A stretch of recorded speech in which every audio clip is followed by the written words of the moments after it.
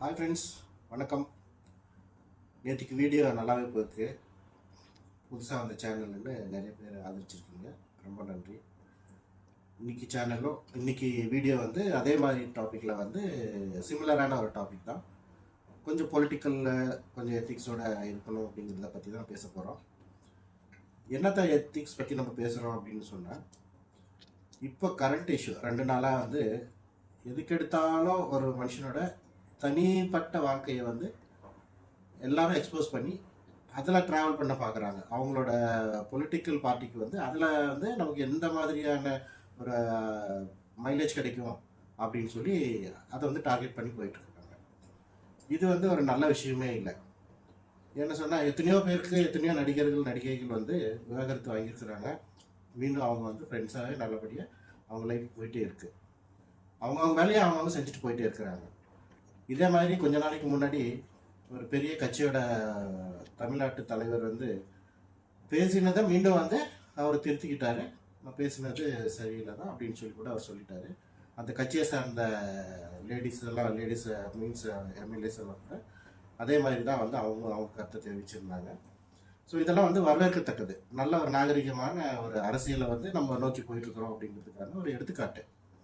அப்படி இருக்கும்போது நம்ம மூத்த ஒரு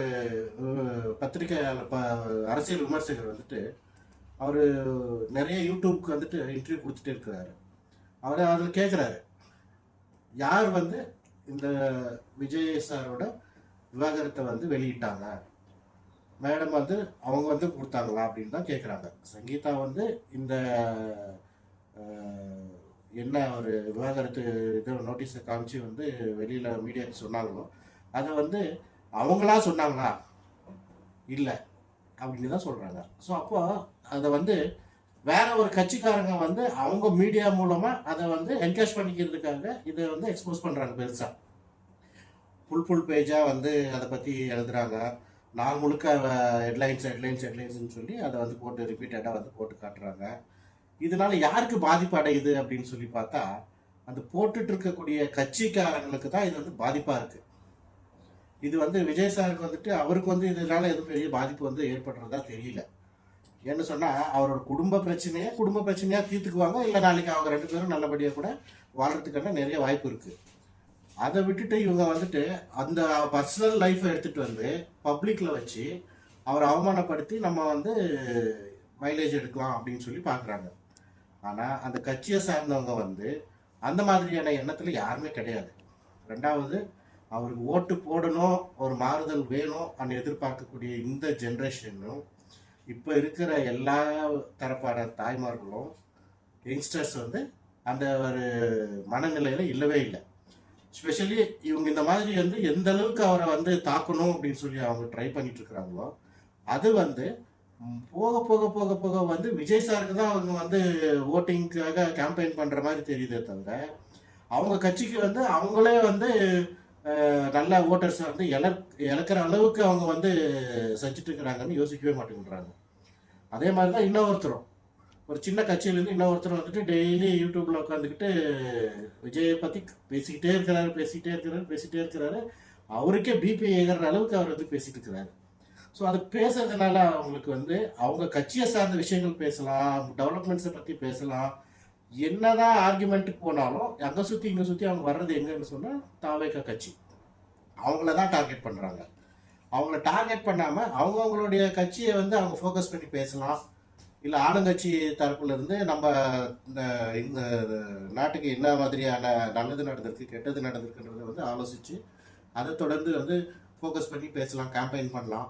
அப்படிங்கிறத வந்து யாரும் யோசிக்கிறதே இல்லை. இவங்க இங்கே பார்த்தா அஇஅதிமுகவோட கூட்டணியில் இருக்கிற கூட்டணி கட்சிகள் மட்டும்தான் கொஞ்சம் தனிப்பட்ட விதத்தில் அவங்க வந்து ஒரு நல்ல ஒரு நோக்கத்தில் வந்து போயிட்டுருக்குறாங்க. நல்ல நோக்கத்தில் என்ன சொல்கிறோன்னு சொன்னால், இந்த மாதிரியான அநாகரிகமான பேச்சுங்க வந்து பேசக்கூடாது அப்படின்னு சொல்லி ஒரு நல்ல ஒரு நோக்கத்தோடவே அவங்க வந்து பிரச்சாரம் பண்ணிட்டு இருக்கிறாங்க. அவங்க இப்போ இருக்கிற அரசு என்ன பண்ணுச்சு என்ன பண்ணல அப்படிங்கிறத கேட்குறாங்க. பொதுமக்களுக்கு இப்போ இருக்கிற அரசு நல்லது பண்ணது கெட்டது பண்ணதை பற்றி பேசிகிட்டு இருக்கிறாங்க. ஸோ இந்த மாதிரி தான் கேம்பெயின் பண்ணி நம்ம எடுத்துகிட்டு போகணுமே தவிர, இவங்க வந்து பர்சனல் அட்டாக் பண்ணி அதில் மைலேஜ் பண்ணணும்னு சொல்லி நிறைய பேர் வந்து அதையே டார்கெட் பண்ணிட்டு இருக்கிறாங்க. இந்த மாதிரியான டார்கெட் எல்லாம் வந்து இவங்களுக்கு தான் நல்ல ஒரு மைலேஜை கொடுக்குறத தவிர இது வந்துட்டு எதிர்த்து இந்த மாதிரி நியூஸ் போடுறவங்களுக்கு யாருக்குமே வந்து அது ஹெல்ப் ஆகாது.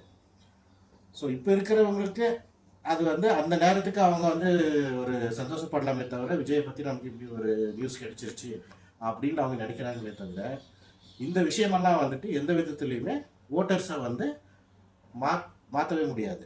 அவங்க வந்து நல்ல ஒரு மாற்றம் வேணும் அப்படின்னு இப்போ வந்து எலெக்ஷனில் யங்ஸ்டர்ஸ்லாம் வந்து இறங்கி வேலை செய்யும் போது நம்ம வந்து அந்த யங்ஸ்டர்ஸ் எப்படினா நம்ம சைடில் வந்து எடுத்துகிட்டு வரணும், நம்ம எப்படியெல்லாம் நமக்கு வந்து ஓட்டர்ஸை அவங்க வந்து கன்வெர்ட் பண்ணணும் அப்படின்றது தான் இப்போ இருக்கக்கூடிய ஆளுங்கட்சி பார்க்க வேண்டிய இடத்துல இருக்காங்களே தவிர இந்த மாதிரியான பர்சனல் அட்டாக்ஸ் பண்ணிகிட்டே போனாங்கன்னா அவங்களுக்கு இது வந்து ரொம்ப பெரிய ட்ராபேக்காக இருக்கும் அப்படிங்கிறது தான் என்னுடைய ஒரு சொந்த கருத்து இது. ஸோ அதனால் இந்த இப்போ இருக்கக்கூடிய இந்த ஒரு பர்டிகுலர் இஷ்யூவை பற்றி உங்ககிட்ட பகிர்ந்துக்கணுங்கிறதுனால தான் இந்த விஷயத்தை பற்றி நான் வந்து பேசிகிட்டு இருக்கிறேன்.